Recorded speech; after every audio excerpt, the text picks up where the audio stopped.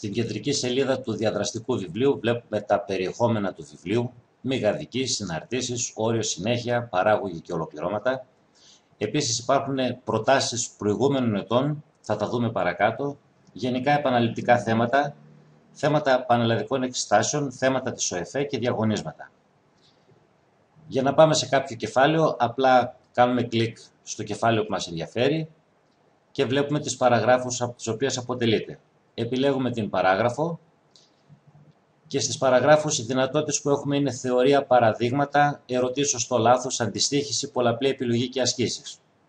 Στη θεωρία, για διδακτικούς λόγους έχουν τοποθετηθεί πλαίσια, τα οποία εάν κάνουμε κλικ εξαφανίζονται και έτσι μπορούμε να κάνουμε τη διδασκαλία μας. Βέβαια, εάν θέλουμε, μπορούμε να εμφανίσουμε και ολόκληρη τη σελίδα κατευθείαν, να την αποκρύψουμε, να εμφανίσουμε κάποιο κομμάτι που μας ενδιαφέρει. Στα παραδείγματα, εδώ πέρα βλέπουμε το πλήθος των παραδειγμάτων, εδώ πέρα βλέπουμε την εκφώνηση, επιλέγουμε όποιο παράδειγμα μας ενδιαφέρει και πλέον έχουμε στα χέρια μας τρεις δυνατότητες. Η πρώτη είναι να παρουσιάσουμε τη λύση στους μαθητές κομμάτι-κομμάτι, σταδιακά, μετακινώντας την κουρτίνα, την οποία βέβαια αν θέλουμε μπορούμε και να την εξαφανίσουμε και να έχουμε μπροστά μας ολόκληρη τη λύση. Η δεύτερη δυνατότητα που έχουμε είναι να εκτελέσουμε το πρόγραμμα του διαδραστικού πίνακα, όπου θα μας έρθει η εκφώνηση του παραδείγματος για να το επιλύσουμε εμείς με τον τρόπο μας. Και η τρίτη δυνατότητα που μας δίνεται είναι να ανοίξουμε πάλι το πρόγραμμα του διαδραστικού πίνακα, μόνο που τώρα υπάρχει η λύση, την οποία θα την εμφανίσουμε σταδιακά, κομμάτι-κομμάτι, κάνοντας κλικ επάνω στα πλαίσια. Στις ερωτήσεις σωστό-λάθος, βλέπουμε την εκφώνηση της ερώτησης, απαντάμε, μετακινούμαστε, μπορούμε να πάμε και σε προηγούμενη ερώτηση, να αναθεωρήσουμε τη γνώμη μας. Απαντάμε μια στιγμή όλες τις ερωτήσεις.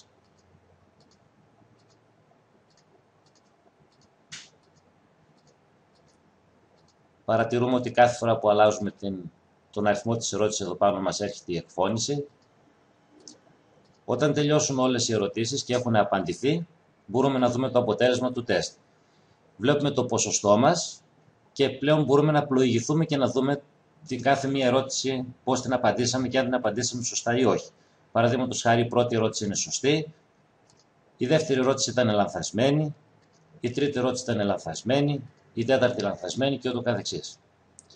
Στις ερωτήσεις αντιστοίχησης, επιλέγουμε τους συνδυασμούς που θέλουμε και παράλληλα βλέπουμε την αντιστοίχηση που έχουμε κάνει. Όταν τελειώσουμε με την αντιστοίχησή μας, πατάμε πάλι για τα αποτελέσματα του τεστ και αν θέλουμε βλέπουμε την απάντησή μας.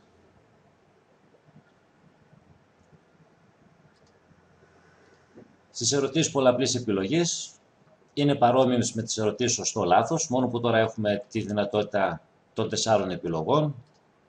Απαντάμε όλες τις ερωτήσεις.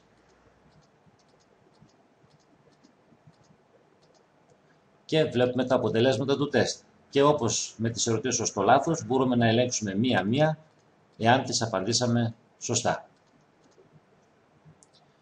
Τέλος έχουμε τις ασκήσεις εξάσκησης. Εδώ πέρα έχουμε ασκήσεις τις οποίες οι μαθητές τις λύνουν κατά κύριο λόγο στο σπίτι. Για κάθε μια άσκηση υπάρχει η απάντηση, η οποία είναι γραμμένη στο χέρι. Ή αν θέλουμε μπορούμε κάνοντας κλικ στο μολυβάκι να ανοίξουμε πάλι το πρόγραμμα του διαδραστικού πίνακα, όπου έρχεται η εκφώνηση και εμείς κάνουμε τη δικιά μας επίλυση.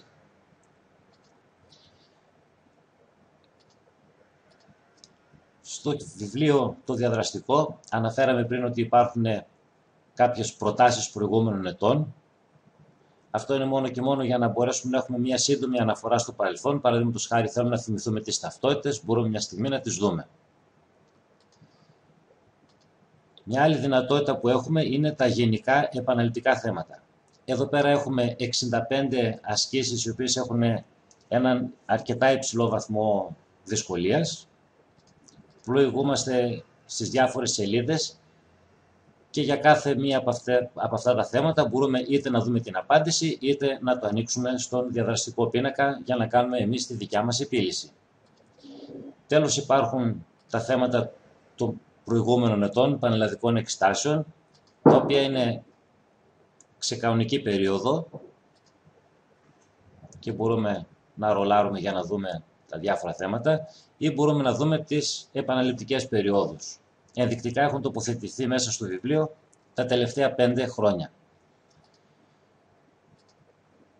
Τα θέματα της ΟΕΦΕ είναι οι διαγωνισμοί που γίνονται για τους μαθητές την περίοδο του Πάσχα. Εδώ πέρα υπάρχουν όλα τα θέματα από το 2003 μέχρι και το 2012. Και τέλος υπάρχουν τα διαγωνίσματα. 2 διαγωνίσματα για κάθε κεφάλαιο. Το πρώτο διαγώνισμα είναι λίγο πιο εύκολο, το δεύτερο είναι λίγο πιο δύσκολο. Μπορούμε να δούμε το διαγώνισμα, να το σχολιάσουμε και αν θέλουμε μπορούμε να περάσουμε στο πρόγραμμα του διαδραστικού πίνακα, όπου εδώ πέρα μπορούμε να κάνουμε τη λύση μας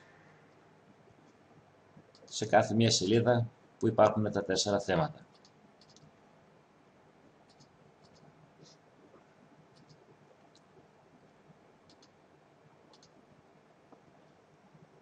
Αυτό είναι το διαδραστικό βιβλίο.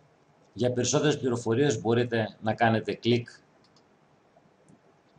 να μεταβείτε στην ιστοσελίδα και να επικοινωνήσετε μαζί μας.